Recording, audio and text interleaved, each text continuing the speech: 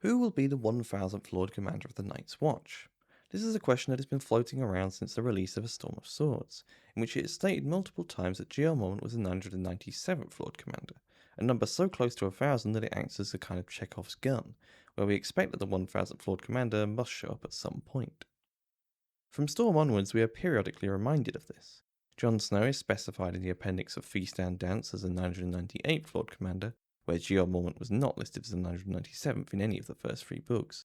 And in Storm, Feast and Dance we get told of the Sales Psychology-esque Lord Commander count no fewer than 5 times, by Benjen, Maester Aemon, Stannis and Samwell twice, both times in the chapter that is repeated in Sam 1 A Feast for Crows and Jon 2 A Dance with Dragons. It feels like the significance of the 1000th Lord Commander was a thing that only got added in Storm, but has been reinforced in every book since. With Jon Snow seemingly dead at the end of Dance, it looks like we might see the 999th Lord Commander at the start of Winds of Winter, when that book comes out in the year 3000, around the time England wins another World Cup. You might be thinking, so what? Who cares who the 1000th Lord Commander will be? It's not like there's evidence of numerology or math magicians in A Song of Ice and Fire. And that's true, but there is a lot of evidence that people believe certain numbers have special power.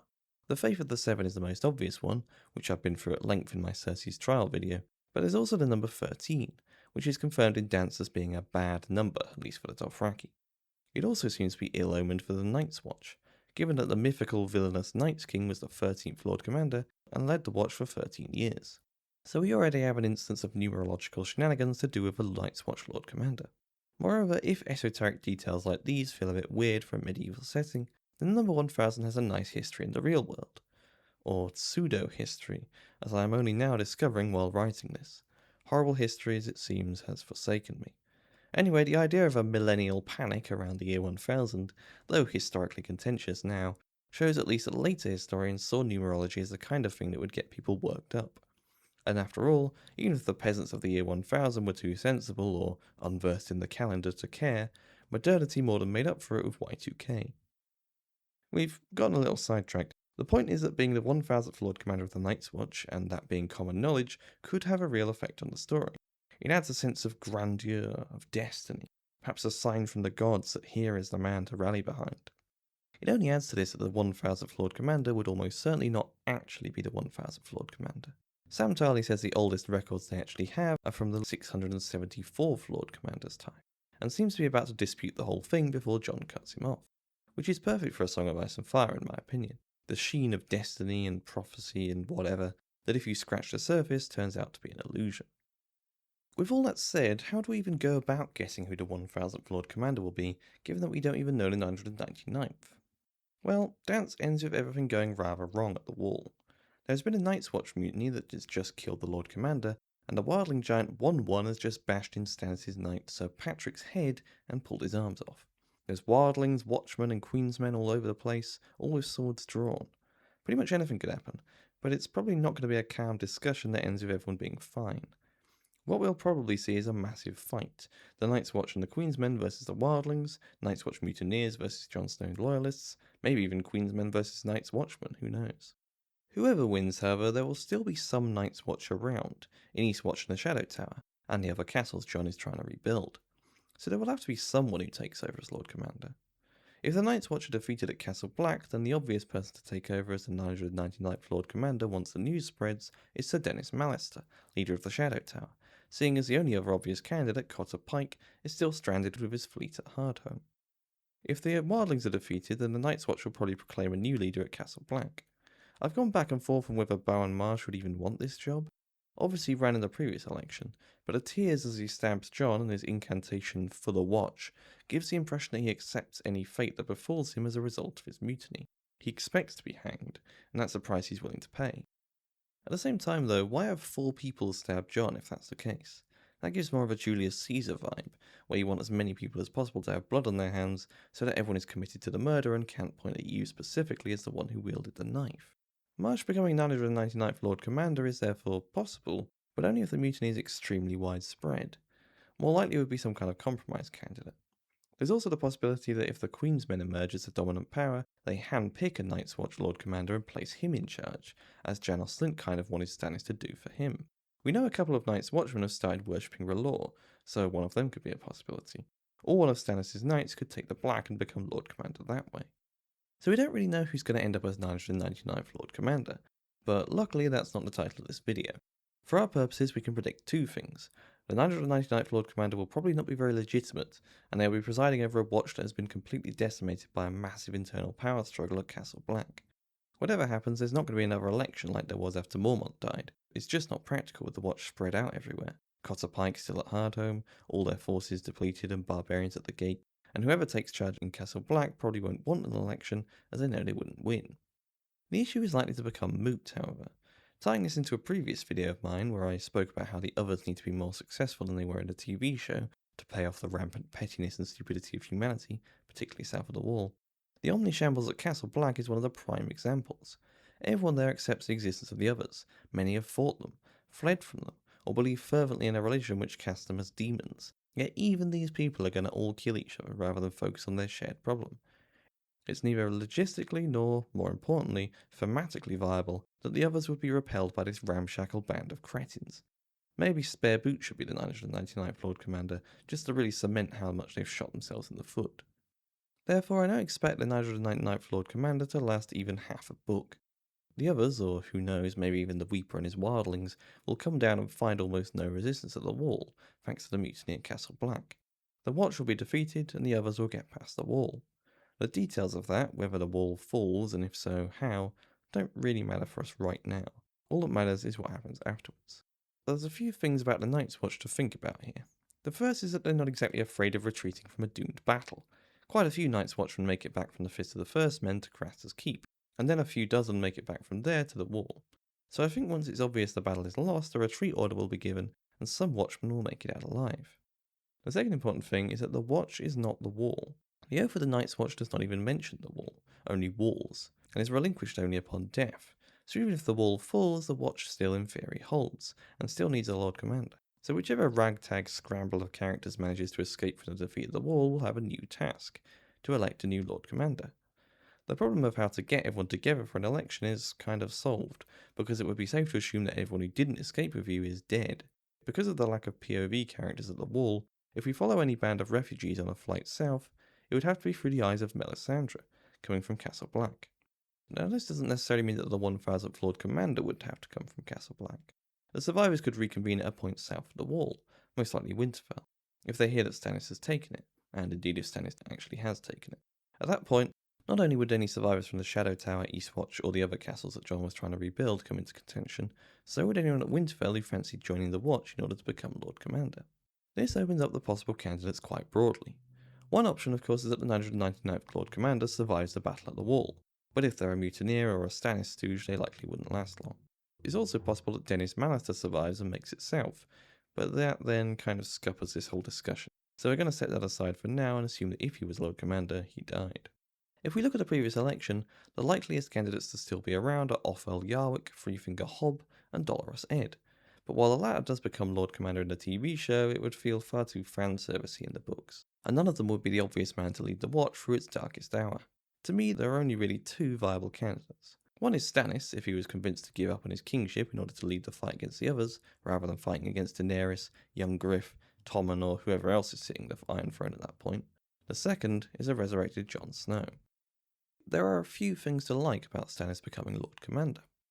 Besides the Night's Watch, he and his cause have been the only faction that actually cares about the impending apocalypse, which is in theory the casus belli behind everything Stannis is doing. He talks a good game on duty, and when prompted by good old Davos, he answers the Watch's summons when nobody else did. But this would represent a more pivotal decision, to continue pressing his claim to the throne for what he believes is his right, born out of frustration that his efforts were never rewarded as Robert's and Renly's were, despite in his view them being far less deserving than him, or to sacrifice everything, his claim to the throne and most likely his life, for the good of the realm. I can see Stannis making that sacrifice, particularly if Davos is there to advise him, and even more so if he has already sacrificed Shireen in order to win Winterfell. However, as much as I like the idea of Stannis as the 1000th Lord Commander, I think if Jon Snow is up and about, then he becomes the obvious candidate. Like Stannis, there is a pivotal character decision here which has been played with throughout the story, even more so with Jon than with Stannis, as he is constantly faced with choices between what he wants to do and his duty to the Watch. In Thrones, he tries to desert to join Robb's army. In Clash and Storm, he has to live with the wildlings and then abandon them. In Dance, he turns down Stannis' offer of the lordship of Winterfell, but then forsakes his vows to declare personal war on Ramsay Bolton. If the election for the 1000th Lord Commander is being held by a few dozen survivors at Winterfell, then this could allow enough time for Jon to learn that he is the son of Rhaegar and Lyanna, and has a claim to the Iron Throne, as he did at Winterfell in the show. And given that they would probably also have found out that Jane Poole wasn't actually Arya by then, and Sansa, Bran and Rickon might all still be missing presumed dead, he would be the presumptive heir to Winterfell as well. So once again, he would be forced to choose to set aside everything he ever wanted in the form of Winterfell, and everything he never even dreamed about in the form of the Iron Throne, to retake the Lord Commandership. I think this is arguably even more impactful a character decision than it would be for Stannis, especially seeing as we would see it from inside Jon's head, given what Gurm said in that interview. Moreover, I think Stannis' presence can serve to make this decision even more impactful for both Jon and Stannis' characters. Jon's choice will be made much more difficult if he knows that there is a viable alternative to himself in Stannis, who might already have decided that if Jon throws in the towel, he'll take over.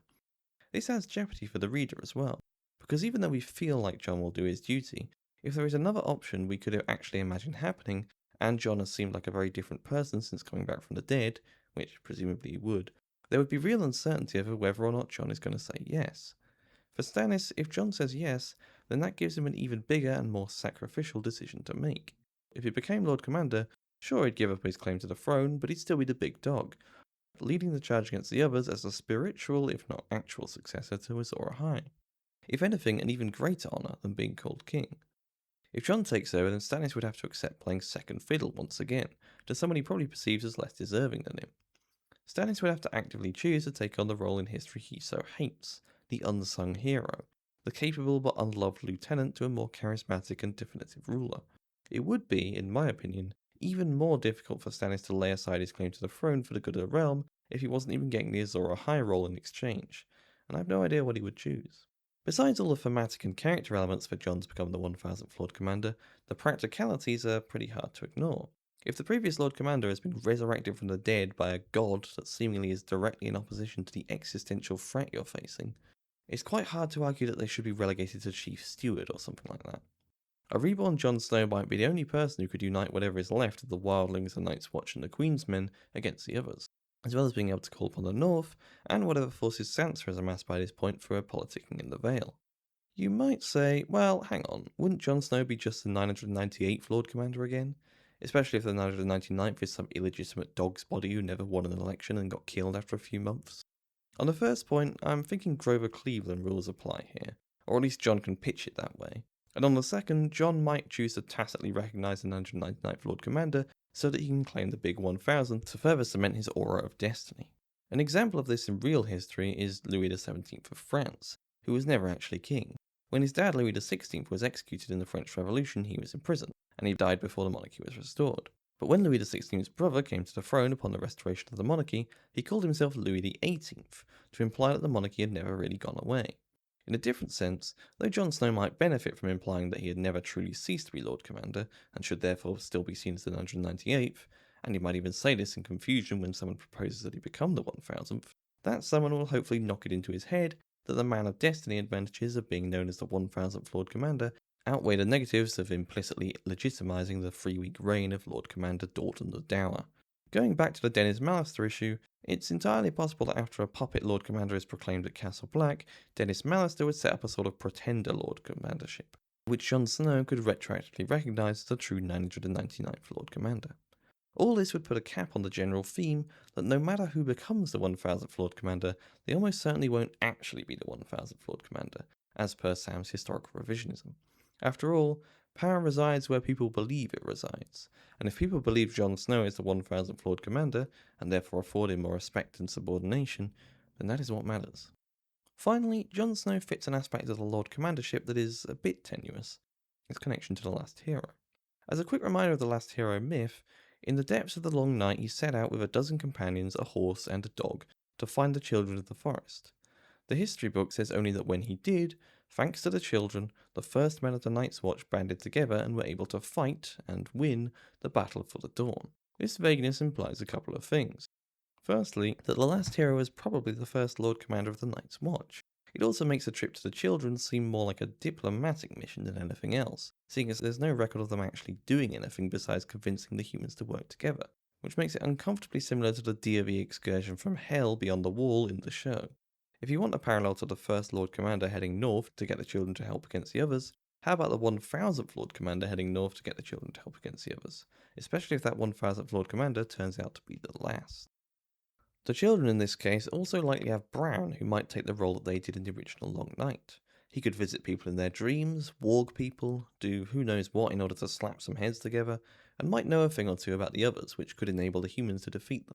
And if something like this was gonna happen, it'd be much more fitting for Jon to be the guy making the quest to get Bran as opposed to Stannis or Dolorous Ed. If you want a parallel, by the way, we already have an instance in the book where 13 people, some horses and some dogs set out on a quest to get Bran, when Theon goes to pick them up after they escape Winterfell. I kind of want to pick through that list of 13, who for some reason are all named, and see if we can draw up parallels for a potential roster to head north in winds, but that might be something for another time. For now, suffice it to say that I reckon Jon Snow will be the 1000th Lord Commander of the Night's Watch, and as I just said, possibly the last. Who knows what the endgame would be in the Dream of Spring? Likely we'll never know. But if the others are somehow definitively defeated forever, possibly with the seasons returning to normal as per Maester Nicole, then the need for the Night's Watch might be over.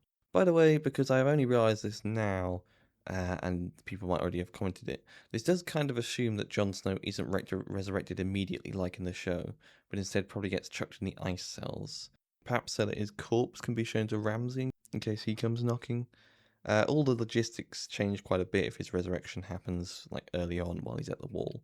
Maybe his corpse gets taken south as an offering to Ramsay to let them into Winterfell before they learn that Stannis is actually in charge. Or maybe Jon gets resurrected by Melisandre as the wall is falling in like a last-ditch Hail Mary. Anyway, let me know in the comments who you think the 1000th Lord Commander will be. Jon Snow, Stannis, Dolorous Ed, Satin, pretty much anything goes. Until next time, thanks for watching.